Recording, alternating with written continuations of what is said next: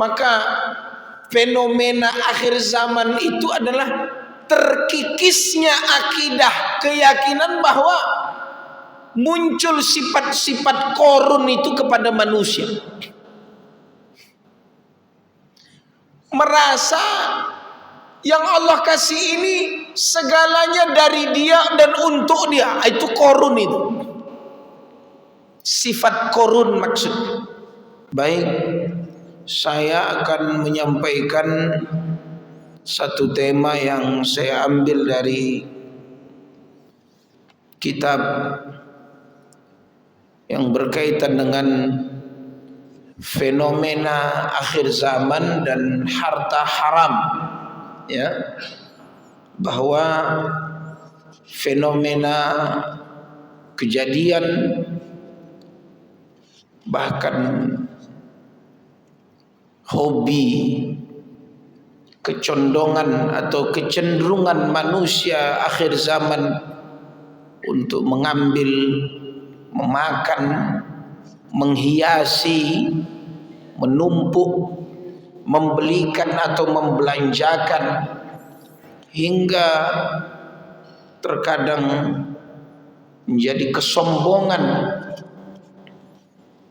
atau hanya sekedar enak dilihat atau enak diceritakan, atau mungkin ya hanya sekedar menyusahkan. Kadang harta haram ini bukan lagi menjadi kebahagiaan, hanya mungkin justru malah malapetaka yang datang. Nah, tema ini seperti apa Allah dan Rasulullah menyikapinya agar orang-orang yang al-hirsu 'alal mal, kata Nabi, orang-orang yang ambisi terhadap harta sehingga lupa kaedah-kaedah, lupa ada aturan-aturan yang Allah berikan kepada kita, sehingga tidak muncul ketamakan, tidak rakus. Justru Allah memberi kita harta supaya kita bisa ibadah. Jangan dibalik. Ada orang dititipkan harta menghalangi dia dari ibadah. Ini masalah di otak ini, ilmunya. Saya ulangi, Anda dititipkan, diberikan rezeki untuk bisa makan, bisa minum, bisa belanja, beli rumah, beli kendaraan, menyekolahkan anak. Anda diberi sumber kehidupan supaya Anda diingatkan tujuan.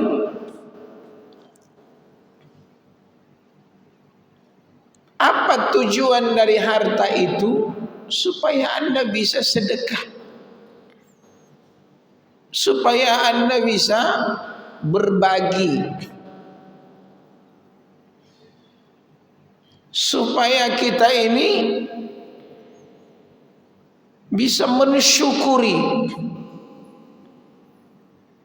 Dan itu ada nama dari 99 nama Ar-Razzaq, Al-Mannan, yang sebelumnya Al-Fattah. Allah yang membuka, Allah yang memberikan karunia, Allah yang memberi rizki, Allah yang fa'amman a'ta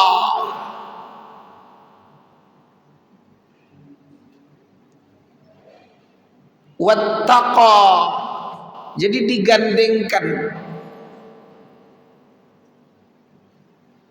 yang mencukupkan, yang memberi, tapi diiringi dengan wattaqa.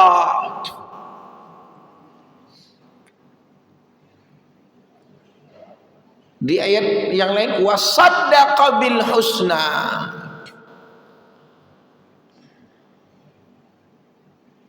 Maka Allah mudahkan, fasanuyassiruhu lil yusra.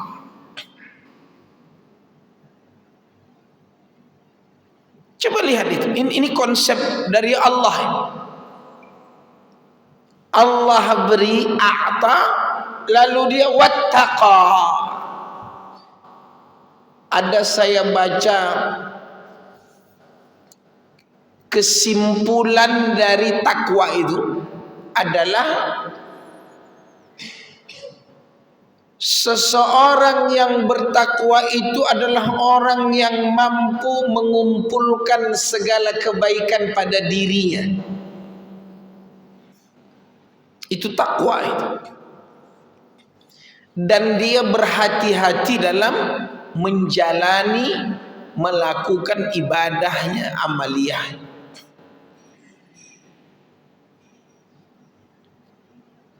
Walaupun sebahagian besar ulama tafsir mengatakan takwa itu memenuhi, melaksanakan perintah, menjauhi larangan.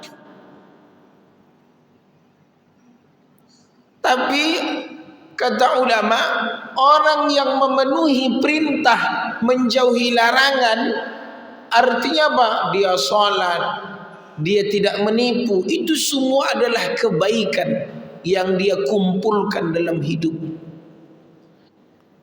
Karena orang yang sholat berjamaah subuh ke masjid itu kebaikan. Orang yang tidak mencuri itu kebaikan. Sehingga a'ta wattaqa ini kata ulama, Allah mudahkan bagi dia jalan yusra. Inna ma'al usri yusra.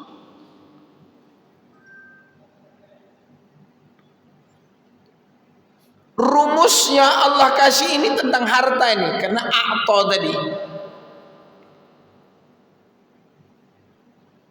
Rumusnya orang yang memberi diiringi, dipakai, dihiasi dengan amal-amal yang baik. Ada saya dengar seperti Ustadz Adi Hidayat, Masya Allah, dia bercerita, berkisah sampai baju ini, kata beliau, jangan sampai seluruh baju-bajumu, apalagi baju-baju mewah kita, tersusun, terlipat, tergantung rapi di lemari, tapi tak pernah dipakai untuk ibadah. Untuk kondangan bisa, ke mall bagus, tapi pas untuk sholat tidak dipakai.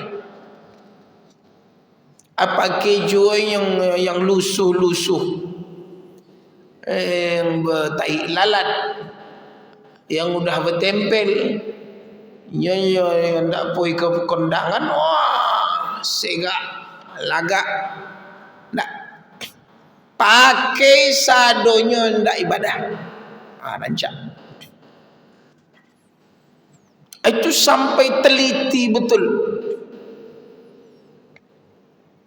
A'ta wattaqa itu sampai ke sana, memakai yang diberi Allah untuk ketakwaan.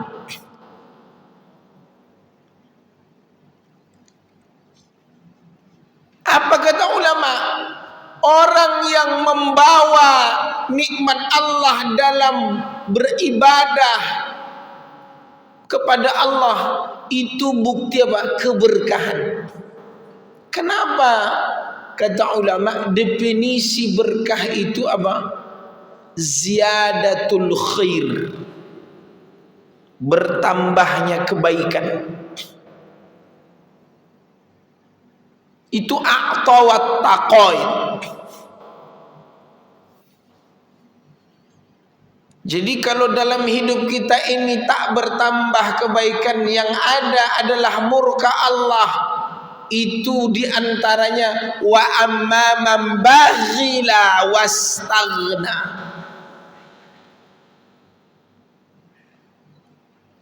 Celit, kata orang, berjahit sakunya.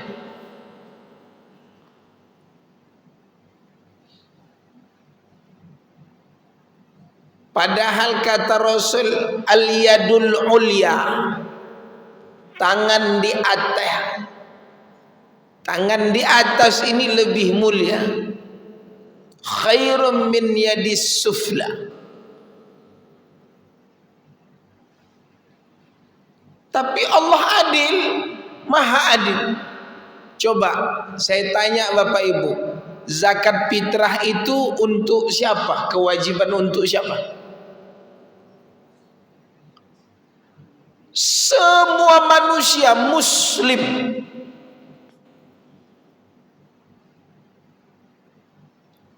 Apakah kita nggak mampu bebas dari zakat fitrah? Nah, semua kita zakat fitrah. Artinya manusia ini dalam hidupnya tak ada yang tak zakat. Minimal zakat fitrah. Begitulah rahmat Allah dari syariat. Makanya ada rumus dalam Al-Quran. Kata Allah, dan amalan ini penduduk ahli syurga. Di surah Ali Imran ayat 134. Alladzina yunfiquna fis sarra wad-dharra. Orang-orang yang bersedekah, berinfak. Kalau menurut terjemahannya, alladzina yunfiqun, membelanjakan hartanya dikala senang susah, dikala sempit dan lapang. Lapang dan sempit, senang susah. Itu kata ulama dalam hadis Nabi, ciri-ciri penduduk ahli surga. Memang lagi susah. Kalau mau istilahnya, mau kedatangan ajaib dari Allah, keajaiban, coba lakukan itu. Token listrik berbunyi, merepet dia udah, tit tit tit tit tit. Gas udah habis, dimiringkan udah, dibalik pun sudah. Anak naik kelas, mau nyambung SD ke SMP, SMP ke SMA pula. Baju, beli buku, beli sepatu, beli tas. Pajak kendaraan mati pula. Sengaja mungkin, ya kita nih diuji, bertumpuk. Dan maksud saya sengaja, duit lagi tak ada, usaha lagi habis.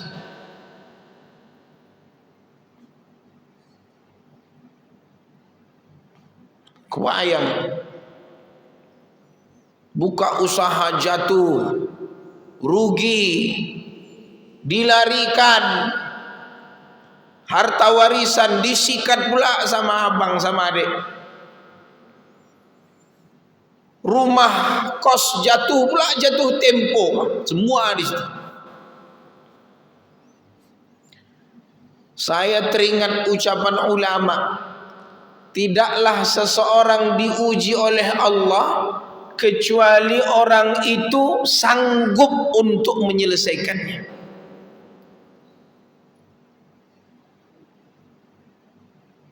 Masya Allah itu. Apa maksudnya? Yang hebat dari kalimat ini, Allah menguji yang pertama apa? Husnuzonnya, baik sangkanya kepada sang pencipta. Itu satu poin, itu dia berhasil.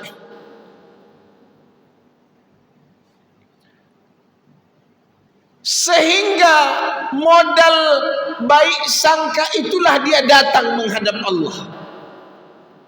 Bukan kepada manusia dia datang. Manusia itu lemah.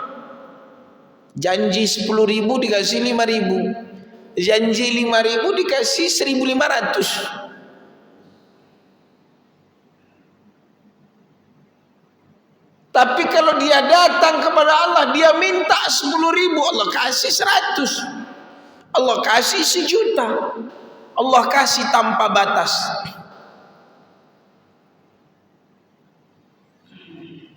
Suatu hari di tahun 2012-2013 datanglah orang kaya, kolaps.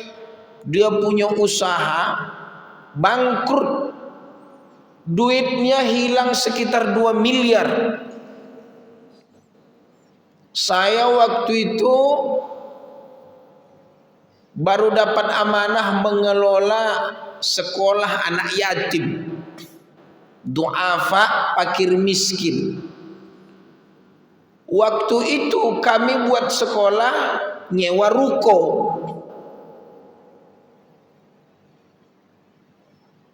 Ini kisah awal kami dulu lah. Bukan bahasanya bertempur dengan takdir Allah, tidak, menjemput takdir Allah.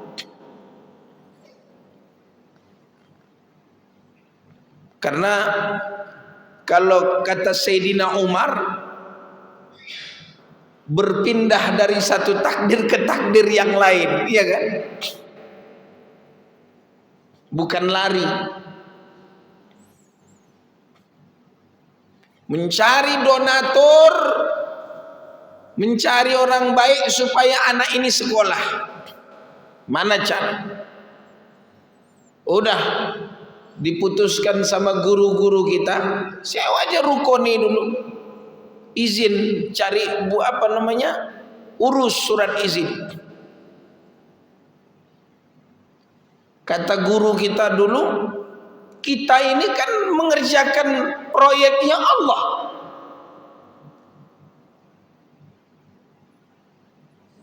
Ngapa kita ragu? Buka, berdiri, banyak pula yang mendaftar. Gratis. Terus gimana menggaji guru ini? Menyewa ruko ini? Udah, enggak usah pikirkan.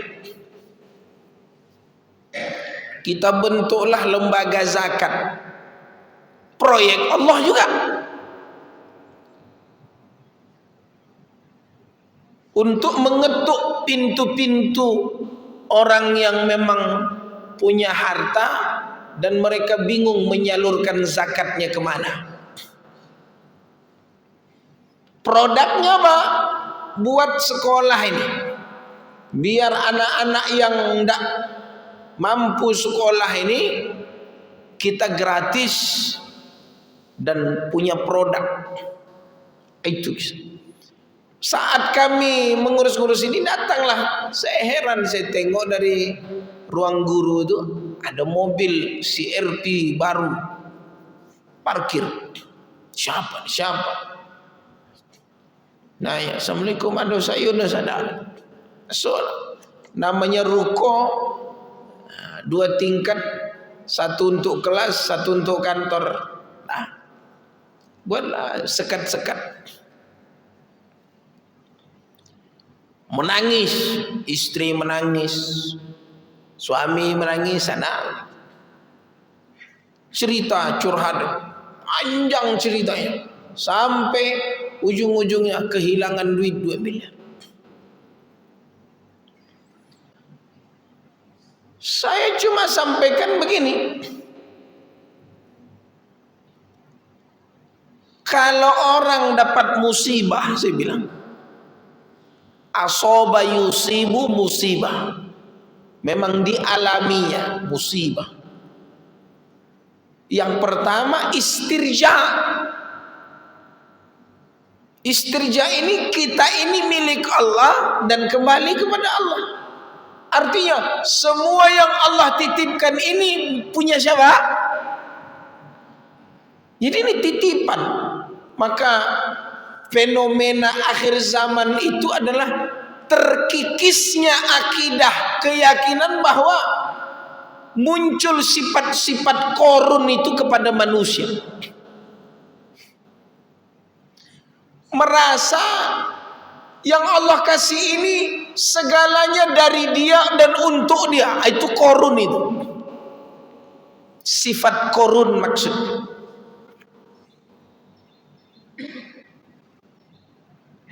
Saya cuma bilang, Pak, saya mau tanya, yang hilang sekian M itu punya siapa? Yang tadi dia nangis, pucat, gimana? Mulai dia. Saya cuma tanya, ibarat orang sakit, itu diperiksa dulu, ini sakitnya apa nih? Pak, yang hilang 2 miliar itu punya siapa? Apakah Anda dulu lahir langsung dapat 2 miliar? Ini merantau di negari orang, di kampung orang. Ya tidak punya apa-apa, baju di badan, kisah dia mengkisahkan tentu apa? Tek tek tek. Untuk dia jawab, Allah yang ngasih. Terus ngapa Bapak sini? Allah yang ngasih.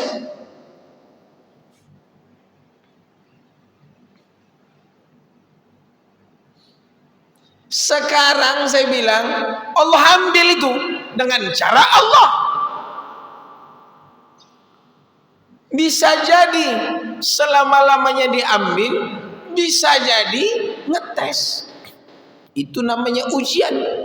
Innama amwalukum wa auladukum fitnah. Atau bisa jadi aduun, musuh.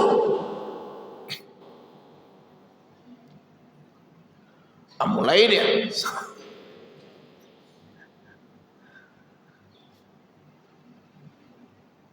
Jadi Allah mengambil yang sudah dikasih itu ujian. Itu yang saya bilang tadi. Ketika diambil itu, sekarang saya mau tanya, bagaimana prasangka kita kepada Allah? Bapak buka usaha, buka jatuh rugi, buka jatuh rugi. Coba, kenapa Allah ambil lagi, ambil, kumpul modal buat usaha, jatuh. Apa maksud? Saya udah sholat Ustaz, udah ikhtiar, udah ini. Apa maksud? Supaya sampai kesekian kalinya Allah menguji yang pertama prasangka kita kepadanya.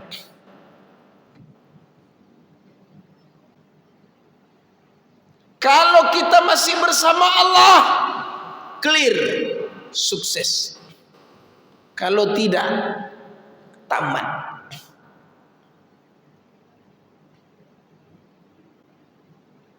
Terus saya buat yang ketiga.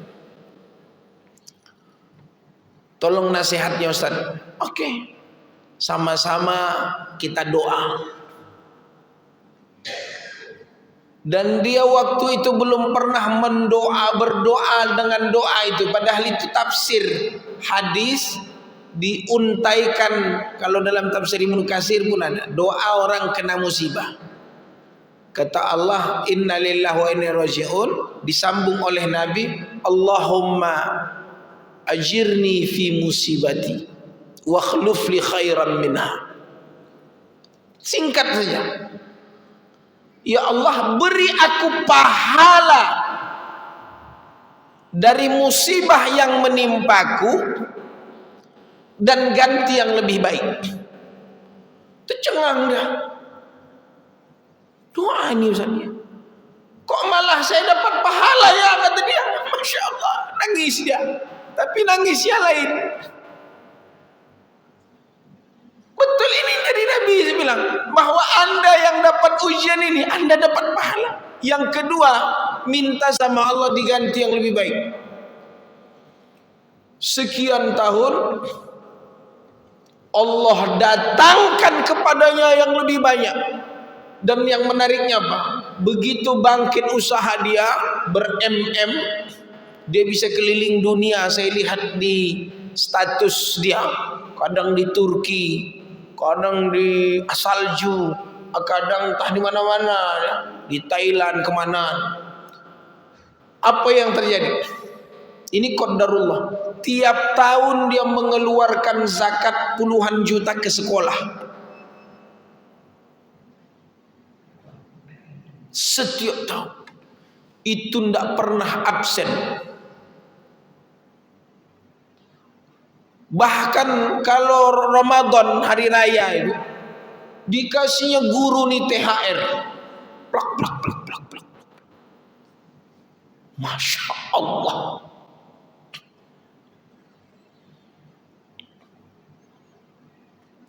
Apa maksud saya menceritakan ini? Padahal poinnya lain yang saya sampaikan. Fenomena di akhir zaman itu, ilmu dan anggapan manusia terhadap harta itu ilmu korun yang dipakainya. Seolah datang dari dia, hebatnya dia, cerdas pintarnya dia hanya mencari piti, lalu lupa sesungguhnya yang memberi rezeki kepadanya Allah.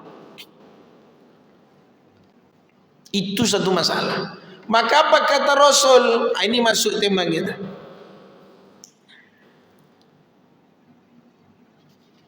Kata Rasulullah SAW, seorang manusia yang hidup di abad modern, mereka yang dituntut untuk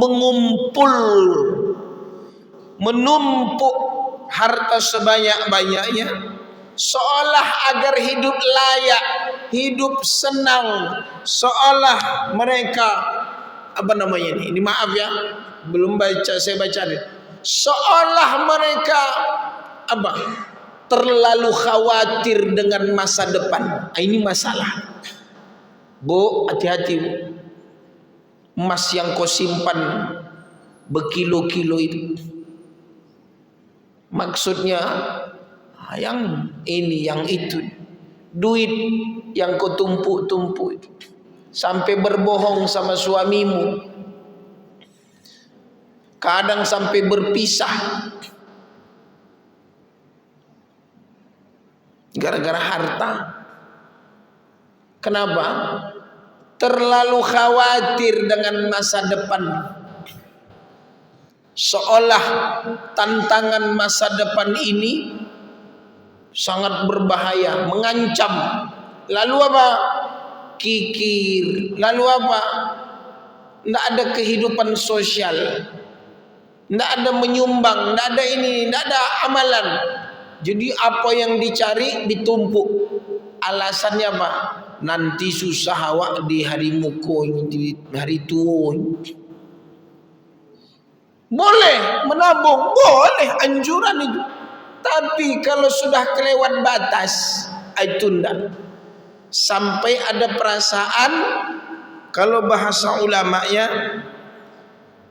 mereka terlalu khawatir menghadapi masa depan,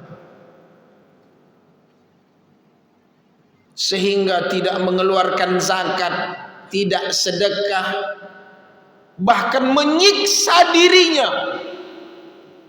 Makan seadanya, baju pun seadanya, rumah seadanya, padahal duitnya banyak. Apa namanya itu? Sampili, apa namanya?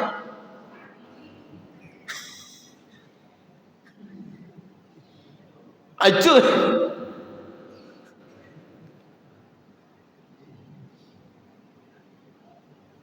Hati-hati.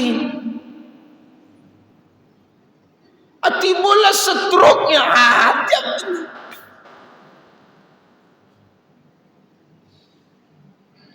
Haji.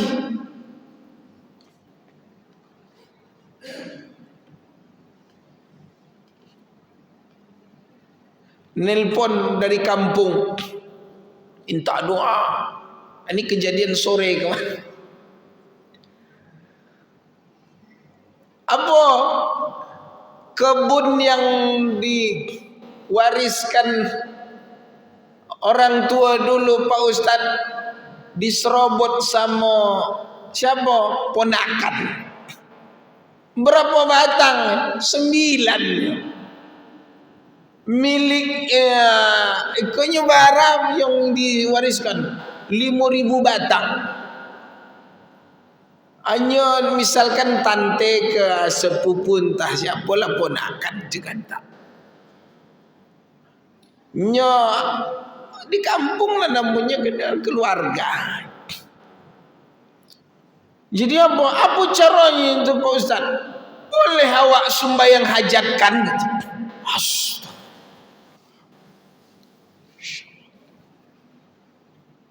Sudah dilapor ke kepala lorong, ke kades, tinggal kita polisikan aja lagi. Dalam hati saya, Allah kadang menggerakkan hati begini nih. Cuma niat baik aja lah. Pertama, kasih tahu dia bahwa yang kau ambil ini sudah masuk kepemilikan dunia saya, tapi tanpa izin. Itu harus dinasihati secara hukum Allah. Tapi yang kedua, ambil hikmah. Bisa jadi cara Allah supaya kita sedekah.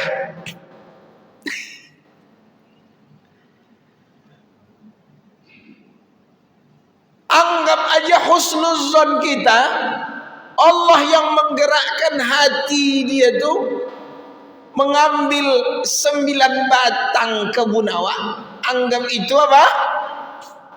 Sedekah. Ndak berkurang harta awak. Nah, yang dari 5.000 jadi yang 9 batang. Saya bilang cemana? Oh, enggak.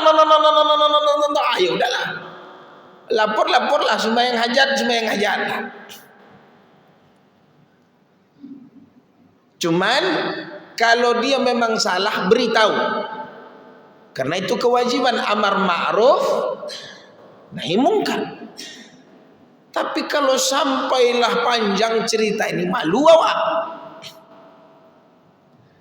Ibu bara punya sawitnya 5.000, bara yang diserobot 9 batang. Itu pun tidak bergerak, tidak hilang. Apanya yang diserobot? Buahnya.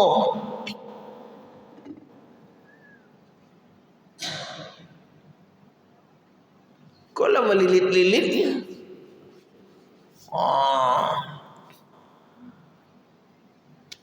saya bilang, coba niatkan itu sedekah. Semoga dari 9 batang ini hanya disuburkan pula yang 4.900 yang sekian. Ya, bisa saya bilang. Anda itu loh, ini udah awak diambilnya diejek pula ya ini. Kenapa? Tapi coba lihat. Silahkan ya ambil ini. Yang 9 batang udah kalian ambil kan makan. Saya menghalalkan, belanjakan kepada yang baik. Tapi ingat, ini punya saya, dari warisan keluarga saya. Ingat, boleh kalian panen, tapi ingat, jangan kalian ejek-ejek lagi kalian ini. Doakan pula saya, akan mantap tuh. Dakwahnya ada, mana tahu nanti dia taubat pula. Baik pula. Kok tahu dia kita, berarti selama ini awak mencuri. Ini di kampung ini payah. Karena kita berlawan sama dia, putus surat sarafnya, berdukun pula oleh santet pula. akidah tipis, otak tipis, emosi tinggi. Coba. Maka apa kata Nabi? Akan datang zaman la ya'tiyanna 'alan nasi zamanun. Kata Nabi, akan datang suatu masa la yubali al-mar'u bima akhadhal mal. Kata Nabi, nanti akan datang suatu masa zaman orang-orang tak peduli. La yubali al-mar'u bima akhadhal mal. Mereka tak peduli dari mana sumbernya harta. Kata Nabi, min halal min haram. Orang tak peduli mau halal mau haram, embat semuanya, makan, sikat. Itu kata Nabi, akan datang nanti suatu zaman, masa di mana manusia ketika itu tidak lagi peduli yang diminum, yang dimakan, yang dipakai, yang disimpan, yang dibelanjakan, yang diambil, yang diberi. Itu tidak jelas asal usulnya kata Nabi. Tapi manusia, kenapa ada keterangan dari ulama, ketika itu manusia tidak ada lagi rasa malu. Ketika itu manusia tidak ada lagi rasa sungkan, segan, disebut al-haya.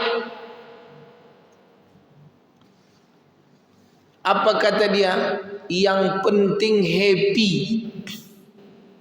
penting senang. Lah.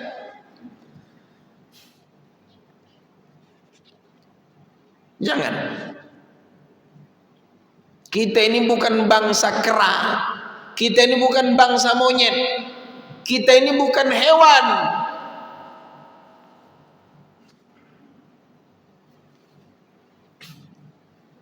Makanya kalau kata Ustadz Zainuddin MZ rahimahullah, tamak itu monyet.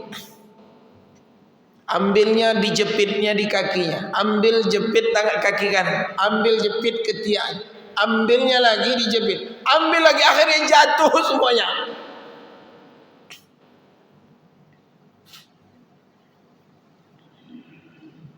Akhirnya tidak ada yang dapat. Tapi yang hebat fenomena akhir zaman itu apa? Orang yang qanaah, merasa cukup. Siapa manusia yang terkena fenomena akhir zaman dengan harta? Orang yang istaghna wa amman bakhila wastaghna. Apa itu? Orang-orang yang tak pernah merasa cukup dan tak mau melibatkan Allah dalam harta.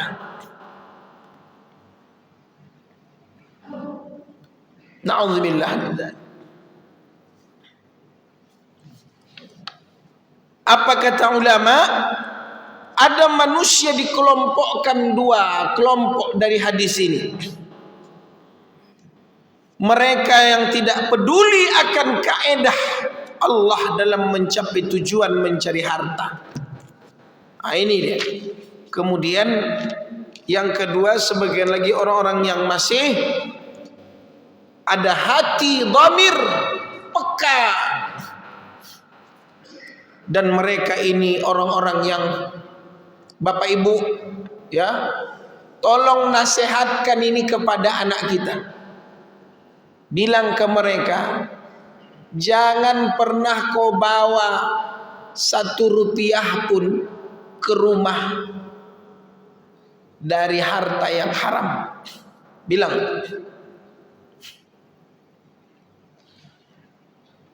Makanya saya ketika baca baru-baru sebulan ini menyampaikan manasik haji, nasihat keberangkatan orang haji.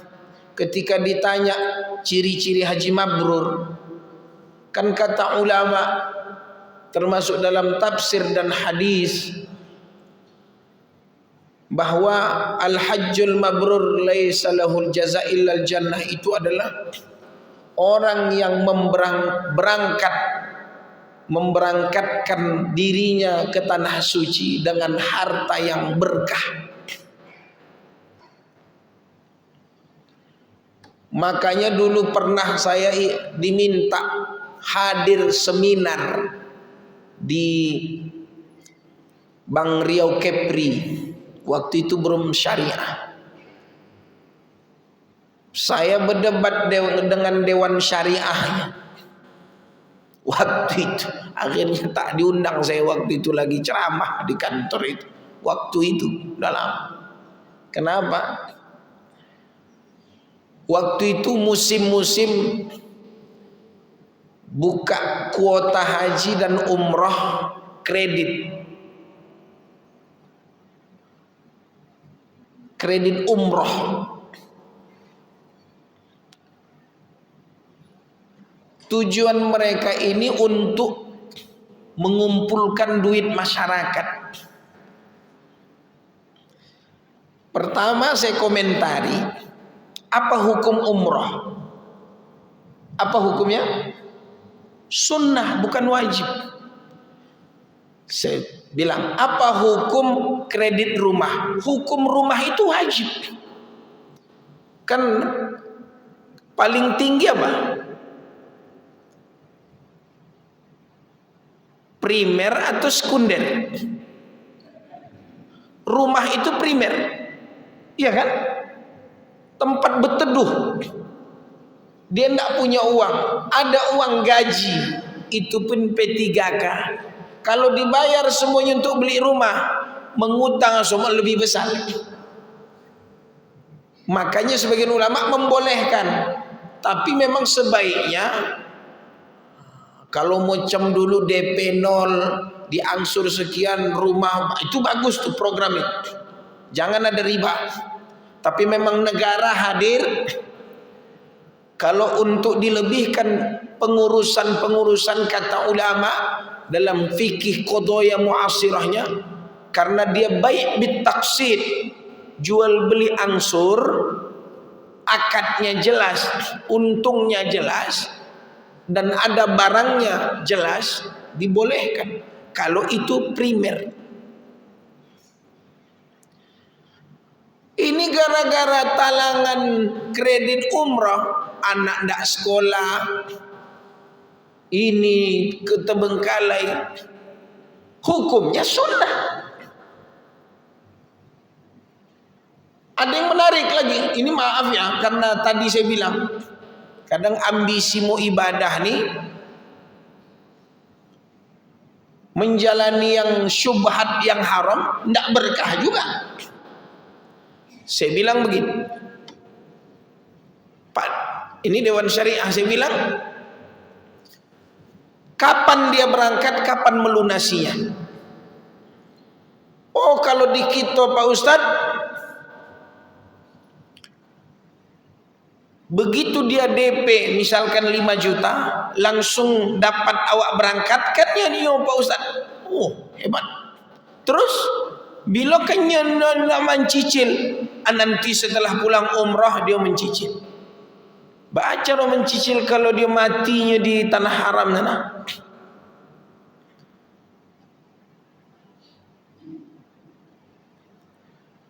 Saya bilang begini, bagaimana kalau kita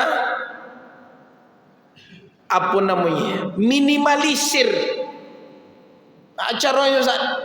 Dia buat sistem awak mengkritik. Tentu segan, ini kok seminar sekaligus dia menawarkan produk. Saya bilang, silahkan kalian buka kredit umroh ini, cicil, kalau sudah lunas baru kakinya masuk pesawat. Ada tadiam saja. Sifatnya menabung.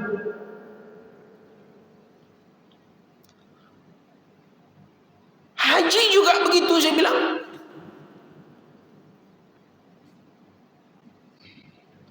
Ini enggak nyu terutang, anyulan naik pesawat. Ini payah zaman sekarang. Jadi saya tambahi fenomena zaman sekarang, semangat ibadah tinggi, terkadang prosesnya tidak jelas.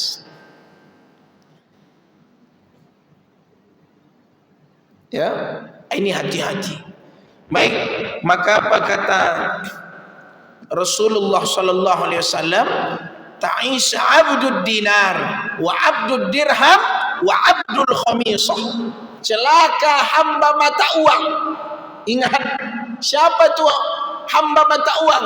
Budak duit, budak dinar, budak dirham, dan celaka hamba pakaian khamisah. Celaka maksudnya apa? Dia diperbudak oleh duit, penjilat, tukang suruh, tukang palak, tukang ini, zalim hanya untuk uang. Kadang dalam dunia pekerjaan, sampai dikomentari saya tengok satu wawancara apa namanya, dan itu diviralkan, kisah ngabalin, iya kan? Pak, bapak ini kadang di sini, besok kadang di sana, kadang ngapa? Ini sampai dibuat orang kadang ini. Jangan karena duit, tidak ada agama lagi. Ini celaka katanya. Yang ketiga hadisnya, saya tutup dengan hadis habis ini salat.